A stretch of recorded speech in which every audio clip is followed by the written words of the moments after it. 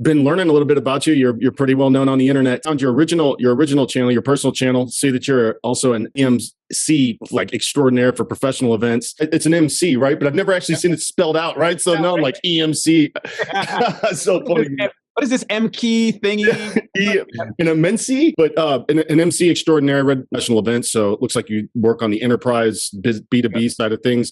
And then I also saw that you have another channel with 300,000 subscribers, almost 300,000 subscribers. Yeah, we're getting there. 297. Okay. But that you do interactive biology type video. Yeah. Interesting, awesome, eclectic mix of content creation, both live and in video. And it's great to see that you're using TimeBolt. I just wanted to work with you today and just kind of go through your workflows. It seems like you probably got it set up very quickly to be where you can export. There are things that, such as creating chapter markers and some other enhancements that once you get the export right, those are great things to know because it just saves a boatload of time. I'm excited about it. I'm looking. Wait, my kids are going. Do you hear my kids going crazy? I don't. I guess the equipment is doing its job. Tell them to go play on the beach, or so you could live in San Martin. No, that's where I'm from originally, but I'm in Florida. You're in Florida. Okay, yeah. There you go. There's the beach. You're never too far away from the beach. Smart man. Do you have anything that you wanted to discuss, or let me know before we get started? I've gotten so deep into AI and just trying to figure out how I can best use it to make what I do better and more efficient, which is why TimeBolt to me was like oh, shoot, you're going to do the editing for me? I like it. Anything that I could learn on how to maximize TimeBolt and how to do it more efficiently and save myself time, I'm all for it. So I'm just here to get the walkthrough and see how I could do what I'm doing better. Let's just do a regular Zoom call. I'll share my screen. All right. And so this is about a 45-minute Zoom call. Now, do you have an M1 Mac or an Intel-based Mac? I have an is it M1 or M2? M1. M1, M2. Well, I'll tell you, when you update TimeBolt, make sure you update to the latest version you'll be able to tell it says Max Apple Silicon optimized right here. I think I just did that recently. And what you'll notice is in your previous video, how it had that preview that you had to wait for, the video preview. This is all integrated now. So it's boom, immediate. So you're not going to you don't have to wait for all that to render a video preview. What I typically recommend to people when they first start, okay, you want to get your automation work done first. That one is my silence detection settings right. As you can see, I don't have anything in the red. These, I know how I record. I know how the decibel level, my mic by now. These came out very, very small. You would essentially increase to capture more audio and decrease to capture less audio. Go anywhere between -30 to -42 dB. 98% of all video is going to be captured within those two values. Okay, -30 to -42 dB. I typically like on this first pass, especially anything you're going to render in TimeBolt, put that at about 0.5. The remove silence is longer than 0.5. It'll decrease the amount of cuts that you have. I usually put this at 0.5 unless you're doing a talking head video that you're exporting into Final Cut Pro. So as you can see, we've got a very clean timeline. Silences are detected, and as you'll notice, there's some when you're going through, you'll notice like, what is this? This is obviously an audio signature, right?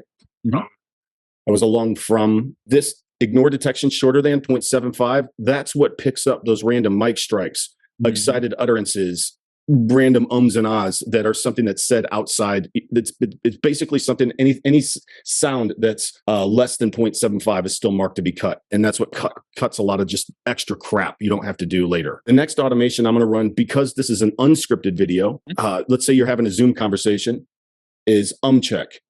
And all you do is basically hit start audio transcription. What did you click on for the Umcheck? The double check marks. What this does is after it rips off an audio only WMV file, it'll just take me to a quick payment page. Okay. Oh, you have to pay for that. The reason why Umcheck costs money is because the type of transcriptions required to do very precise targeting of keywords is it requires very precise timestamps. The free ones will do timestamps based on like a sentence or a paragraph. It doesn't provide the exact coordinates for where an or an ah is said. It's already actually kind of difficult enough. So this opens up right here. I hope you love Umcheck. The first 3 are on us. You can set up quick pay. What that is about 10 cents for 50 cents for every 10 minutes. Oh. Is what the cost is. What this is doing, you just let it run. Maybe you go get some water, you go do your thing. This is a 42-minute file. But within the next 3 to 4 minutes, we'll just go ahead and let this run. The next 3 to 4 minutes, Umcheck will be ready. You just don't want to close this. So for someone like me, where my videos are 10 minutes unedited, that it shouldn't take so long, and the cost is 50 cents. 50 cents. Exactly. And we would get into like getting credits and buying credits. but that takes, we only have some, I've got a co-founder that does our development. That takes very valuable resources, when in the end, what we're hoping is with AI, these transcripts eventually become free, right? The type and the quality of and so we'd spend a bunch of time doing something that we believe in the future will someday be made free anyway. So that's why. And this transcript, it just allows me to take out ums, or does it allow me? What all does it allow me to do? It allow you to take out both filler words and unique word tick phrases. Okay, here we go. So that was 44 minutes of video. Now Umcheck is live. It didn't take too long. You could have watched a YouTube video in between. What I'm going to do here, we have a new set of keywords that we're coming out with. Okay, because what we found is that these keywords and fillers, to make the video really look good, you basically are chopping off the front and end of steak. There's fat on steak on the, yes, there's some in the middle. It's not good to have some in the middle, but most of the fat is on the edges. And you combine ums and ahs with fillers like and so you're able to see, it shows you the count of all the ums. It gets more accurate when you so like, and so. Now what we do, so as you can see, and what you'll actually notice is it might look choppy on here, but it actually reads properly once you get rid of this content. You simply hit split timeline and turn off the words. Again, this is going to be if you are making unscripted video. Yeah. Most typically double conversation. So about 70% accuracy rate of going in, because like I said, we're still dealing with very, very defined. It's like the starts at 0.001 milliseconds and ends at 0.003 milliseconds. If that data, if that information is not exactly precise, it won't work properly. So we had to set minimums, which limits, it's not going to find all the ums that you say,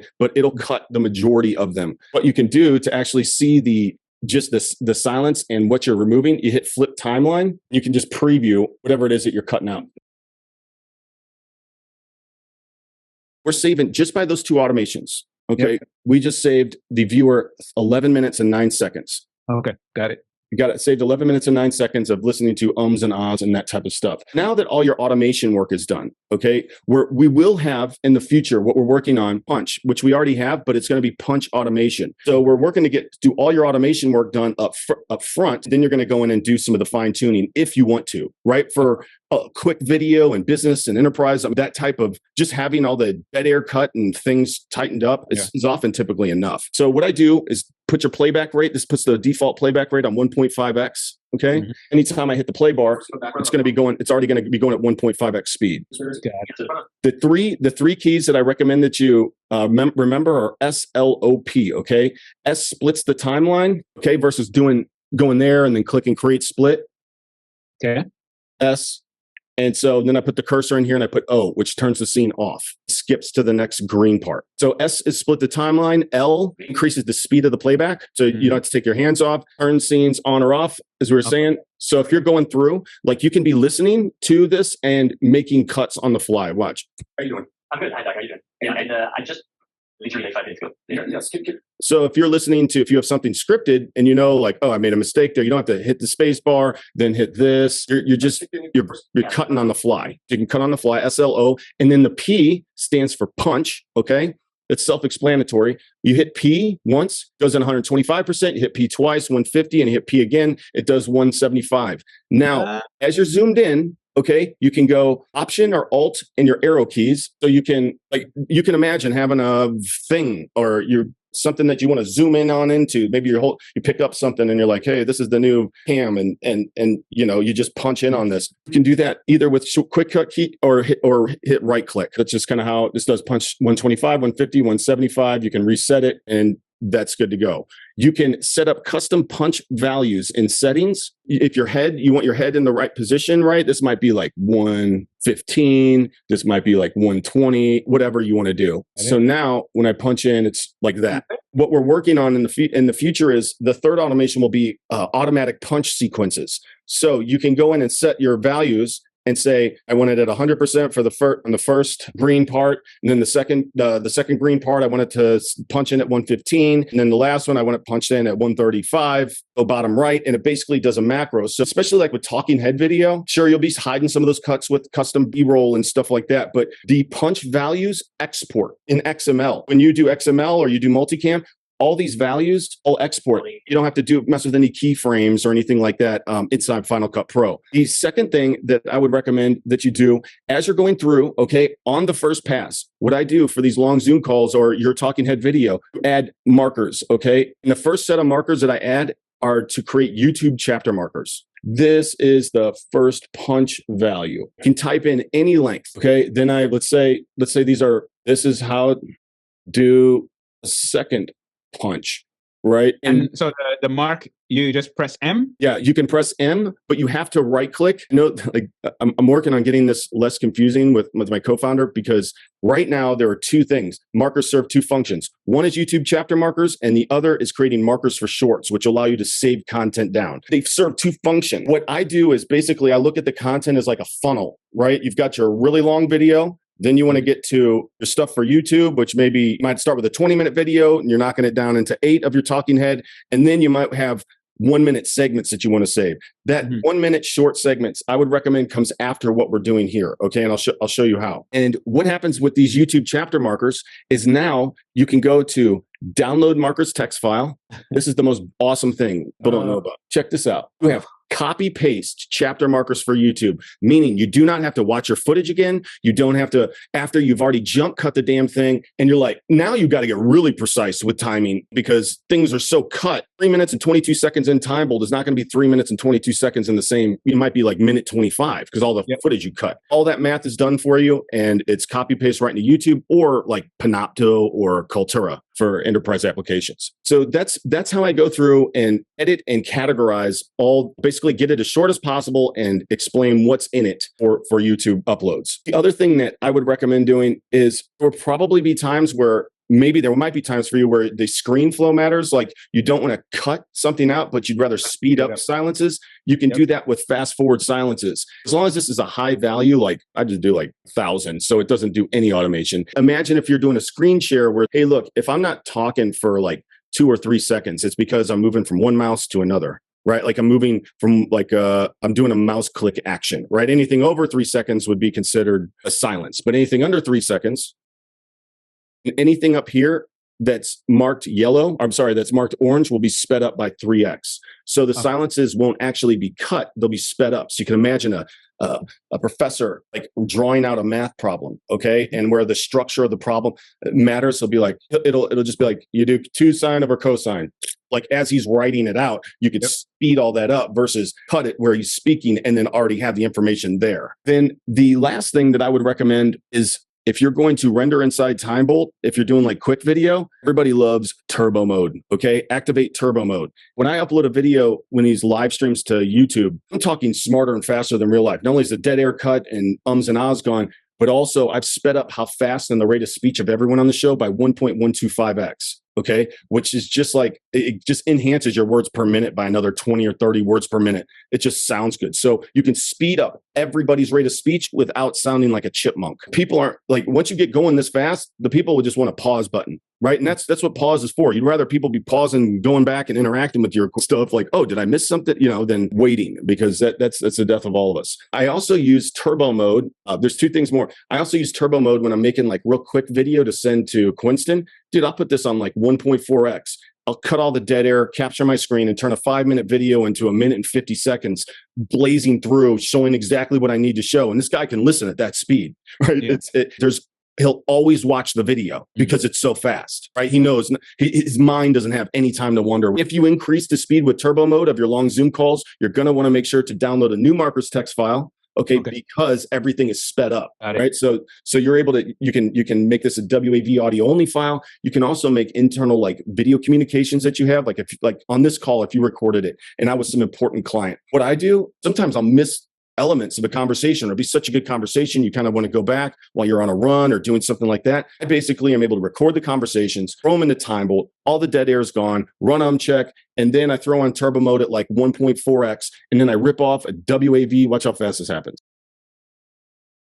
This could have been done in 3 minutes, right? I could have saved myself 11 minutes of watch time. Basically, it kicks out a small ass little audio only WAV file that I can throw on my phone and go for a run and stuff like that. Personal use of Yeah.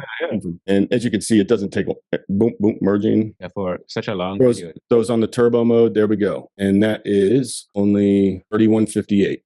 Shaved off like 14 minutes. What I do at this point is I actually render a video. I render this video. And if I want to go back and make shorts from it, I then go back and throw in the video that has all the blank spaces removed. I decrease this by from 0.5 to 0.2. So now I've got basically blocks of things I've said cut up into just the most usable stuff. 0.2, I've got these smaller defined cuts so I can go through, and now as I'm going through, let's say that this was an important part. I click M. Oh, these are all things that I want to include in a short. And then what I do is keep only marked cuts. Oh. So now I can go back and just, because a lot of times I've got just my marked cuts, and I can now save this as an XML.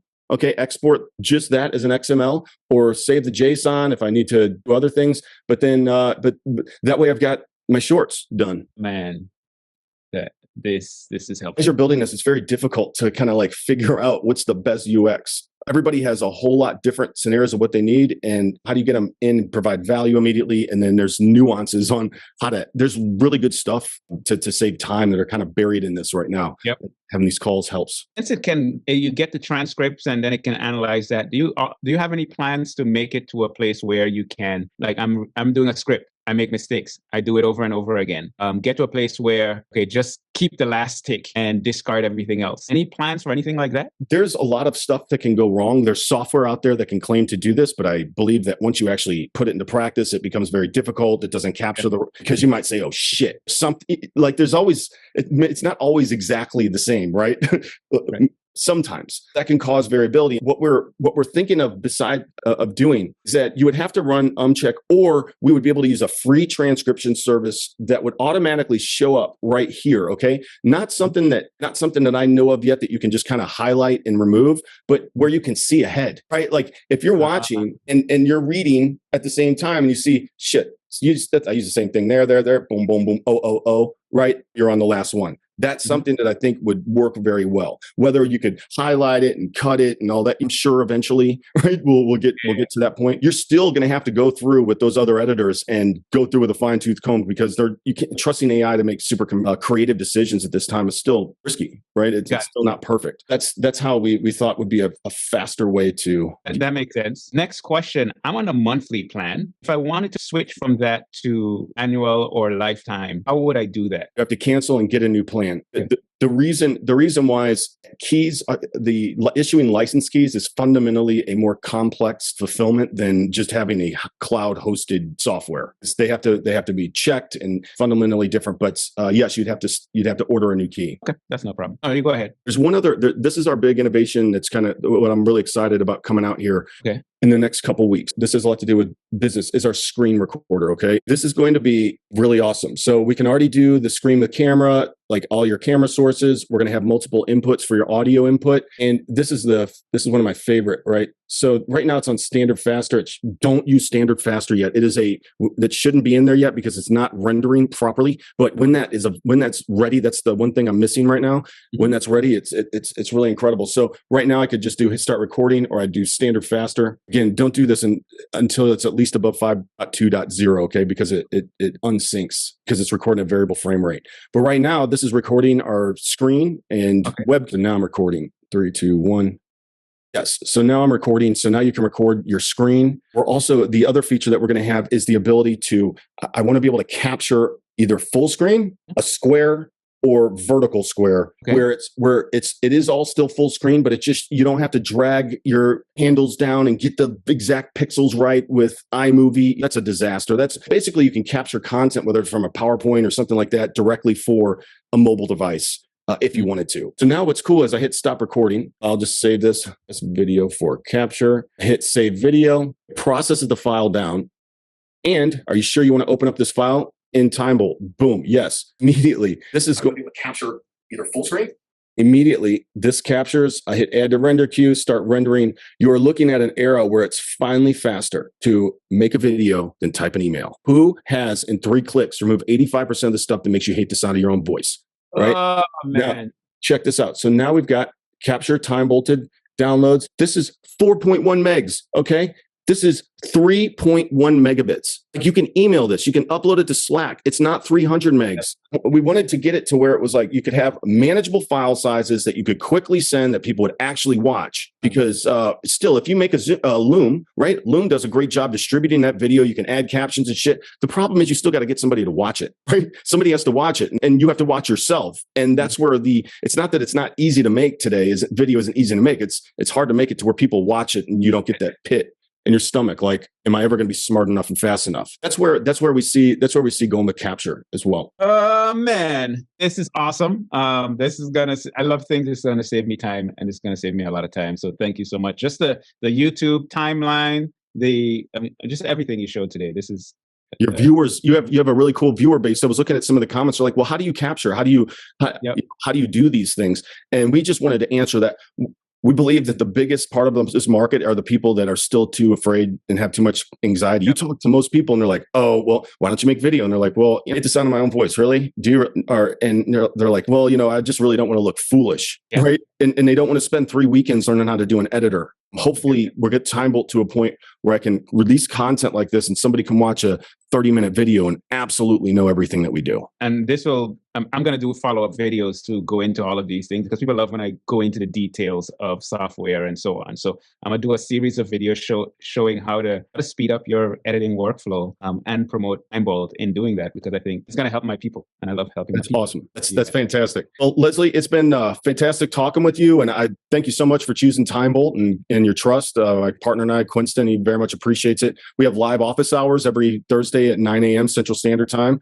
And I'm always here if you need anything. And it's great to have you as an affiliate. Awesome. I appreciate it. Thank you for taking the time. This was extremely helpful. All right. Excellent. Thank you, sir. You have a great weekend. All right. You too. All right. Bye-bye.